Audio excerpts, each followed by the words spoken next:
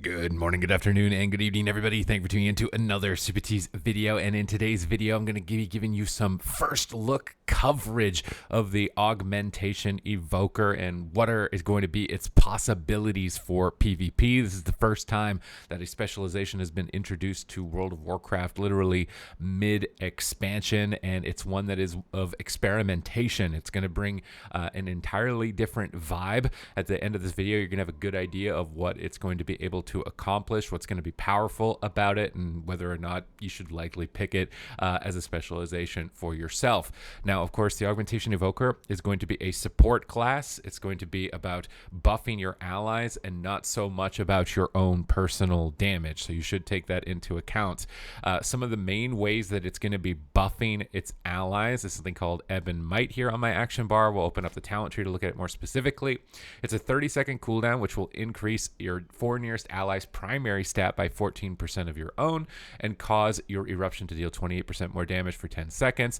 The main thing is that it buffs your allies and your eruption extends its duration. So the main goal is to get this buff on your allies and keep it up as long as possible, or to synergize it in PvP, for example, during your allies' most powerful offensive cooldowns, so that it's going to amplify their damage even further. You have another ability called Breath of the Eons. This is going to be super important when it comes to PvP. This is going to replace Deep Breath, but it's basically the same mechanic. You fly through the air, right? Much like a Devastation Evoker. And what happens is you will have temporal wounds on the enemies that you hit, and temporal wounds will accumulate 21% of the damage dealt by your allies affected by Ebb and Might. So you combo these together, get Ebb and Might up, send the Breath of the Eons through, and then all of the attacks from your team onto the players that get hit by your breath here will explode for a huge amount of damage afterwards. And this is doing an enormous amount of damage when you actually have allies to attack into it. So this combination of Ebb and Might and Breath of the Eons is going to be super important. As we get down towards the bottom of the tree, you will see abilities like Prescience, which will grant an ally the gift of Foresight, increasing their critical strike chance by 3%, and occasionally copying their damage and healing spells at 15% of their power for 21 seconds. You can then have this to empower your Essence Burst, and you can have it so that Prescience grants the ally a chance for their spells and abilities to echo their damage or healing, dealing 15% of the damage again. So buffing your allies, making them do a truck ton of damage, accumulating all these big dots onto the target. I've decided to go with Time Skip at the bottom of the talent tree. This is going to allow you to surge forward in time, allowing you to recover your cooldowns 1,000% faster so that you can reset all of these powerful synergizing abilities. It might be possible that Interwoven Threads ends up being better. The cooldown of all your spells is just 10% reduced so that you can get Ebb and Might up more often. But what Time Skip will enable you to do is to get multiple Breaths of the Eons, which I think is going to be the huge burst window when it comes to PvP. Another combo that you've got, which is kind of cool, I like this combo for the Augmentation Evoker, is Upheaval. This is going to, charge up attack that knocks enemies into the air. You can then combine it with Landslide, which is your root effect as just a general evoker, to get a knock up into a 4-second stun. It's a really satisfying combo to land to try and control your enemies. Super fun to execute. It's a little bit overlapped with the fact that Breath of the Eons can stun with Terror of the Skies. So there's a little bit of overlap there. They've also buffed Ebb and Might passively outside of Raid to give more of a benefit, so that if it's in smaller group content, this will likely make you a bit more competitive in that string of options for content, which is great for PvP. Some sleeper things to think about are things like Bestow Wyrmstone, which is basically like a Hellstone, except it's a teleport Hellstone. And you'll give this to one of your allies. You can teleport to them. And I think that they can teleport to you, right?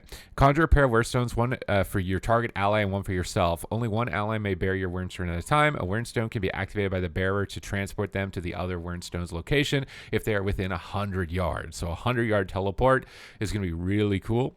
Another really important talent to take into account is Spatial Paradox, which is 2-minute cooldown, but you can evoke a paradox for you in a friendly healer, allowing casting while moving and increasing the range of most of your spells by 40 yards for 10 seconds. This will affect the healer within 60 yards, but 40 extra yards on a healer. So like a 40-yard range Lightning Lasso possibly, 40-yard range Cyclone increase, even 80-yard range Cyclone.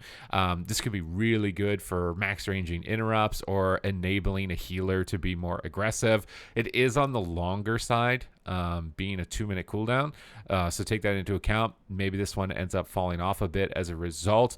We'll have to wait and see what we see for different types of combinations of classes. Another one is that you're going to be bringing shields and absorbs. You're going to be bringing blistering scales, protecting an ally, 30-second cooldown, increases their armor by 30% of your own, and melee attacks against them will cause the scale to explode. So it's like a thorns effect. And as they explode, you'll also, or when you cast the shield, you'll also get a 165k absorb for 30 seconds. So really good for just like off support, shielding, thorns effects, redirecting damage in between these burst windows, which is going to be awesome. You have a talent called Born in Flame, which is when Ebon Might will reduce the cast time of Living Flame by 100% while it is active. And you have a bunch of other talents that cause your Living Flame to cleave, which can be really good for just like spamming out Living Flame damage for getting a lot of damage. Lava Shield, which is a new talent to evokers. This is a 30-second cooldown. Form a protective barrier. It absorbs 55,000 damage. And while the barrier is up, they will be immune to being interrupted or silenced. Now, I don't know if Evoker is going to be playing with caster DPS. I'm likely thinking it's going to be played with melee DPS in arena, but you could use this on your healer and give them aura mastery, and doing 55,000 damage, might take like a star surge for them to strip this off if they don't notice it. So providing aura mastery to your healer, giving them extra 80 yards. They can go for a lightning lasso uninterrupted. Could be some interesting combinations to think about for the Augmentation Evoker. So let's just take a look at some of the casts. So like one of the main combos is going to be to get Ebon Might up, which is our buff. We're going to upheaval the target, which is going to knock them up into the air.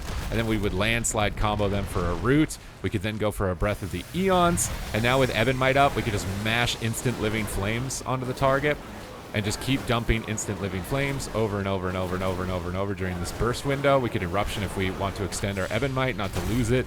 We obviously lost it right there. But you can see that it's going to be a big combo burst window. You're going to knock an enemy up, fly through, apply all those dots to the target, spam out instant living flames to just do massive damage to them. And then you can just reset it all as fast as possible. So time skip looks like it doesn't completely reset your Breath of the Eons, which is what I was worried about when I wanted to test this. If it doesn't completely reset your Breath of the Eons, might not be particularly fantastic. The 10% cooldown reduction may end up being better, just to make sure that you're getting your Ebon Might up, because Ebon Might uptime is going to be the most important. So big upheaval combination into landslide root, into living flame spam.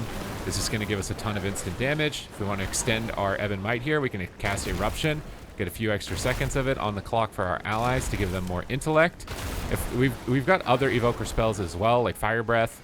If we want to look for like a charge of attack. It does appear when I was testing it that Fire Breath is on the same school of magic as a lot of your other spells. So you're going to be shut down a lot when it comes to interrupts, unfortunately, which could be a little bit more frustrating, at least in PvP. But you can see the main combo is to get Ebon Might, get Upheaval, because it's going to increase the duration of Ebon Might, and it's going to allow us to get that stun combo with Landslide Root. And then our big burst window when we want to coordinate with our team is going to be our Breath of the Eons. And we want to make sure that all of our allies are coordinating on that attack so that we are stacking up these temporal wounds that are going to explode for arcane damage a little later on. We obviously have the blistering scales, which I've just buffed here accidentally onto this NPC, increasing the armor. It gives them a shield, and it will explode and do damage as they break down those effects to give us a little bit of damage in between, a little bit more endurance. And obviously, because instant living flame, we could also heal with living flame. So it looks like it's healing for about 55k, costing a decent chunk of our mana. Remember, mana is changing in 10.1.5, so once we use this mana, it's going to become a lot harder to get it back. It's going to take a bit. We can take a look here at the combat log and just like take a look at what exactly is doing a lot of damage, right? So Fire Breath, 73k damage, not particularly high. It looks like Living Flame is hitting around 42,000 damage, and when you're spamming it instantly, it's still likely half of a Star Surge. So your damage output as an individual, 83k crit is decent. It's getting close to Star Surge numbers there. That's how I'm trying to like cross compare to see like what's the viability of this class.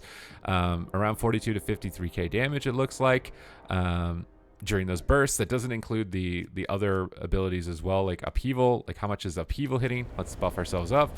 Go for an Upheaval. See how hard it hits. 100k non-crit is pretty substantial. That's pretty substantial. You get it with the root combo. I feel like the damage is going to end up being in a pretty decent spot considering that. And then we don't even have like the Breath of the Eons because I don't have any allies around me to buff me. You have all the other Evoker utility, Verdant Embrace, Emerald Blossom for healing. You can still dispel Bleed similarly. We're doing Blaze for defense, Obsidian Scale, Sleepwalk for crowd control and rescue. You still have all of those other baseline abilities. So it's similar to Devastation Evoker in that I think your main burst window is going to be with the Breath of the Eons.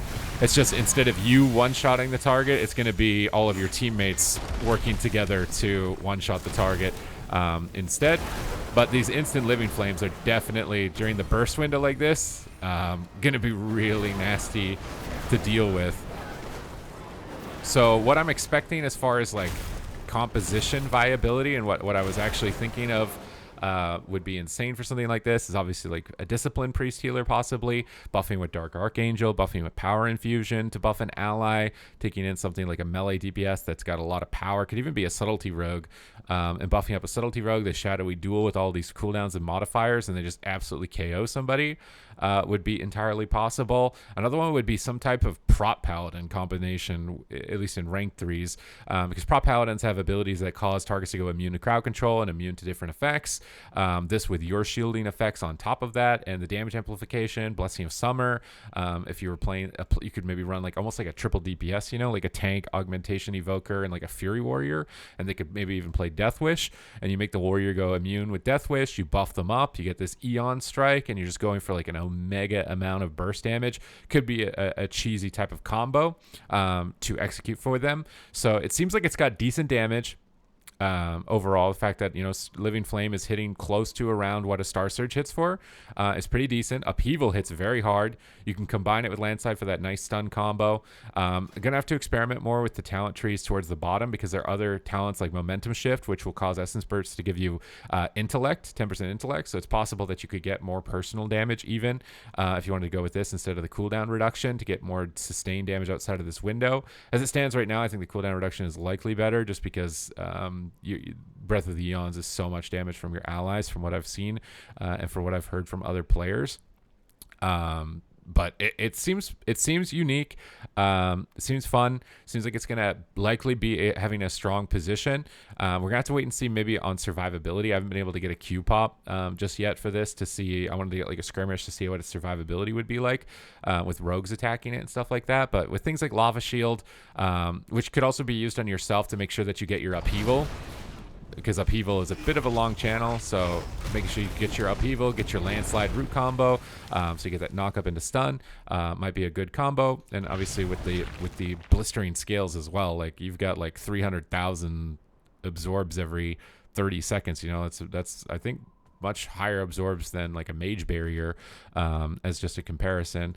We could use spatial paradox as well, buff up our range, and we could just go really far away and just spam cast really far away and just keep doing tons of damage from a really far distance with that cooldown. If we ever get in trouble, we get the Weird Stone as well. We can teleport to our healer, or vice versa. They could teleport to us to get in and get aggressive, which could be a really good combination of abilities. So hopefully we're able to get some actual PvP testing. I'm wearing basically all the honor gear that's currently available in 10.1.5. None of the epic gear or the set bonuses, so it's likely going to be a bit stronger than what it appears to be in this video. Again, I'm just using relativity based on like what's available on the live ladder and comparing those numbers across to each other. But it seems like its numbers are in a decent spot where it could have a competitive position in PvP for 10.1.5. Other than that, I hope that you guys enjoyed the video. This first time checking it out, going to try and get a little bit more gameplay involved with it moving into the future, so make sure to hit the subscribe button. And other than that, thank you very much for watching the video, and I will see you in the next one.